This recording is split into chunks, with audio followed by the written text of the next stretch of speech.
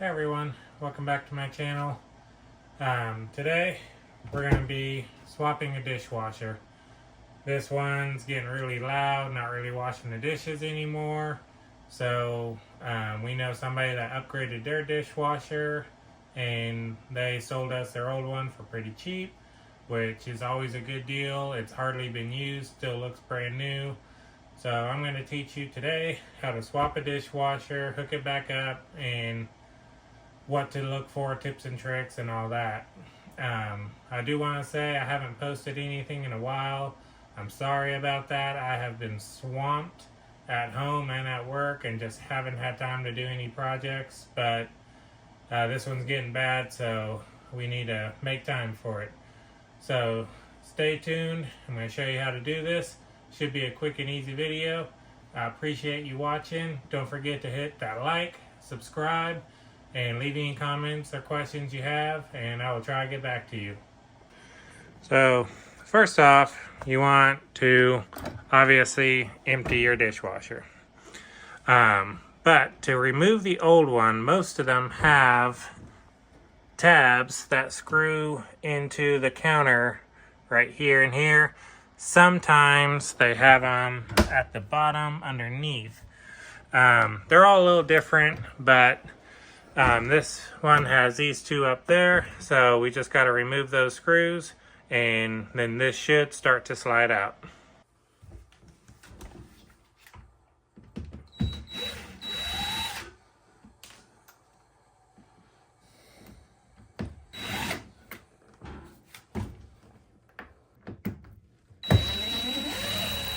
There you go.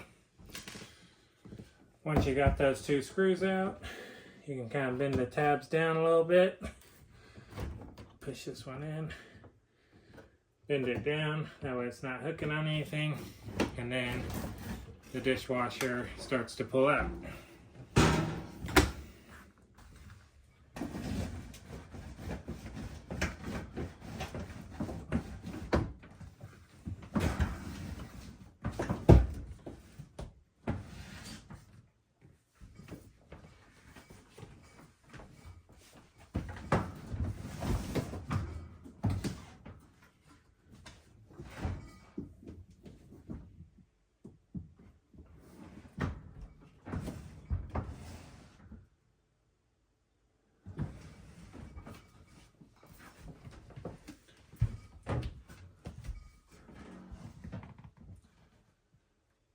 So, right here on this side is the water line.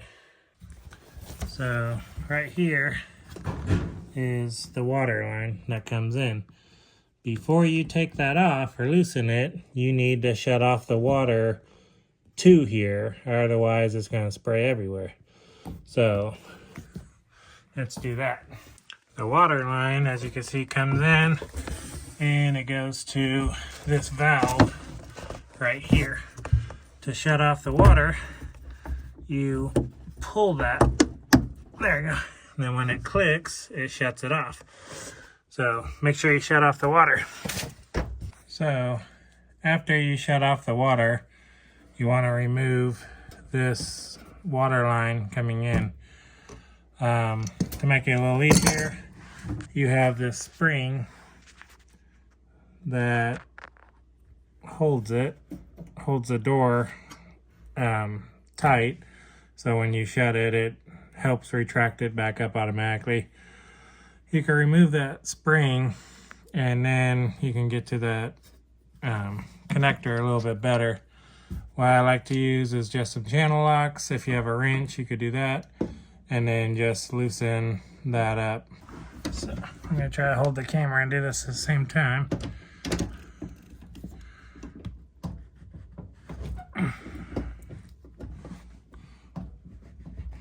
There we go.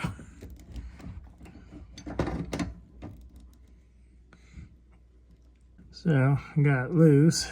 So now I can take it off with my hands.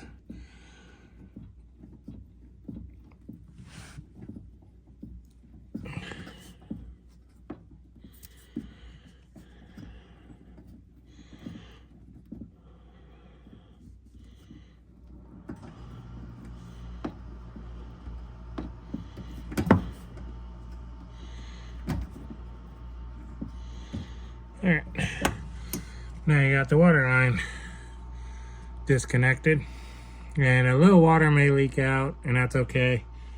But obviously on this one, not very much. So next thing you got is right here is the power for it. So we gotta trace that out, figure out where it's connected, and disconnect that. So I'll show you where that's at. So the power is on the other side towards the front, in this little box here. So you can see our power wire comes in, and there's going to be splices in this box.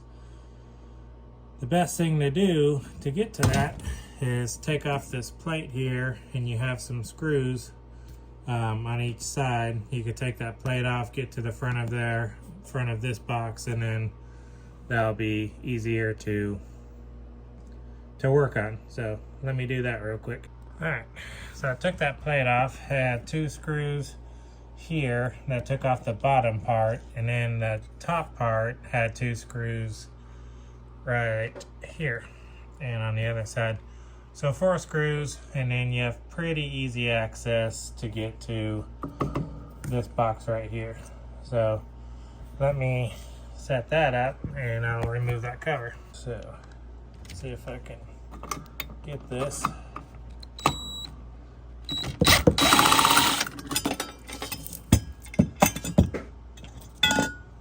And there you go. And then you just have 2 wing nuts going into there, positive, negative, and then the ground is going to the metal chassis itself. So you gotta undo that, but we're working with electricity here, so check your voltage, make sure nothing is live, and if it is live, find the breaker, shut off the breaker. So let's do that. So got a voltmeter here, so I got my leads here, got my voltmeter. So you want one in the black, which is the power, and one on the ground.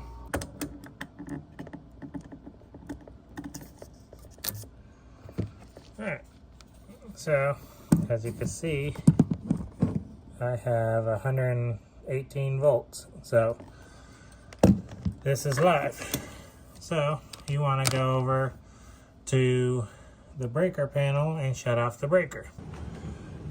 So as you see here, I'm at my breaker panel. One of them's labeled dishwasher, so you just gotta shut that off. More than 10,000 people are without power right now. Now that you're back here, you take your leads, and same thing, you check your voltage, see if you have anything. And I'm not getting anything on the voltmeter.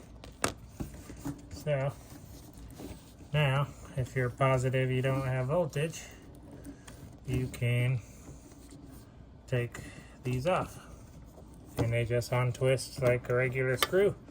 Righty tighty, lefty loosey.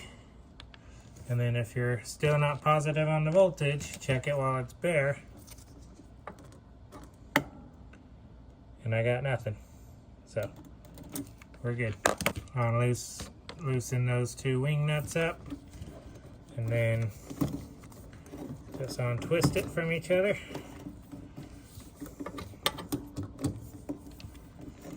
And then you take your screwdriver, loosen that up.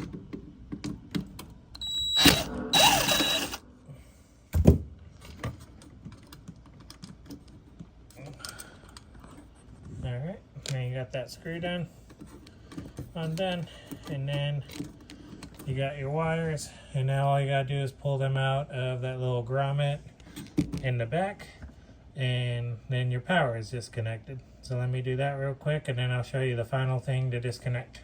Alright, the last thing to disconnect is the drain hose.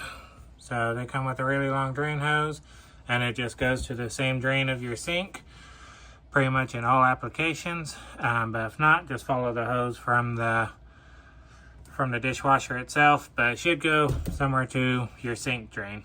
So unless you have an isolated dishwasher somewhere nowhere close to a sink, then it'll have its own drain pipe. But nevertheless, follow the tube and it'll go to where it drains. Let me take that off real quick. Alright, once you got that disconnected, then your dishwasher is ready to pull out. Now in this case, I've already gotten my new dishwasher, but what you want to do is measure the opening. So from floor to there and from the sides. Now, when you measure the new dishwasher, you don't want the total height. You want the height of the body itself, because the door sometimes sticks up a couple inches, which is fine because you want the door to be kind of flush with this, which is higher than this lip. So in this case, you want to measure from the actual opening that the body's going to slide into.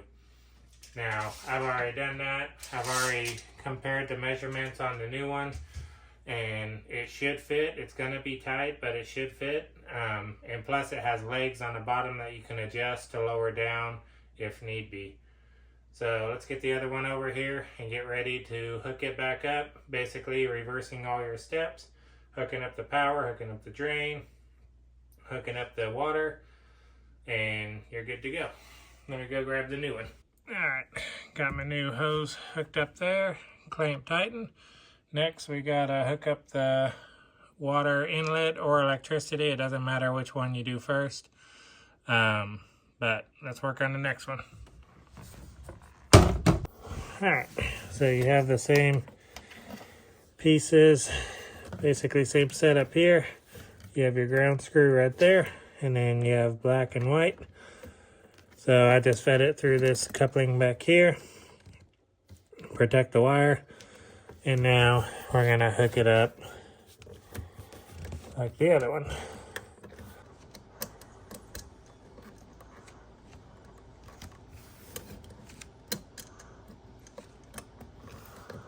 There you go. So once you got that hooked on there, grab your drill and tighten it up.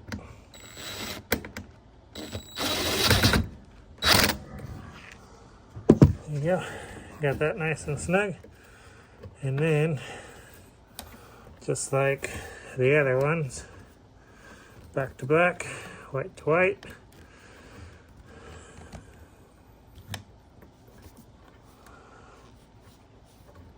Now, what a lot of people misunderstand on these wing nuts is you twist them together and then they go.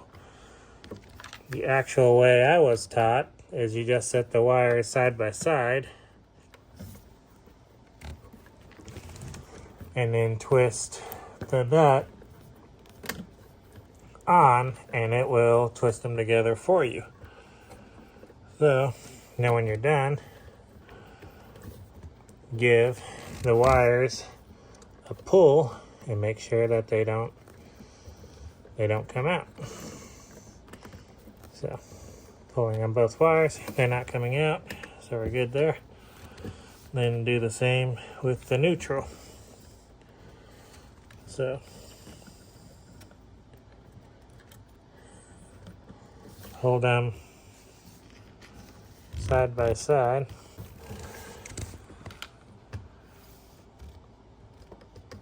And then, sorry, I'm not getting a good view. There's not much room in here to get my two big fat hands in here and the phone. Same thing. Pull on the wires, and you're good. And tuck them just up there, so you're good to go there. Now we have the drain hooked up and we have the electrical. So now the only thing left is the water inlet. As you can see, it's right there. Similar spot as the old one. Can't really see anything, so I'll just tighten it up, but basically thread it on clockwise and then tighten it up, and then you could turn on the water, turn on the electrical, and we'll see what this baby can do. Alright, once you got everything hooked back up, you want to turn the breaker back on, make sure nothing explodes, and then turn on the water, which is just push in and make sure nothing explodes.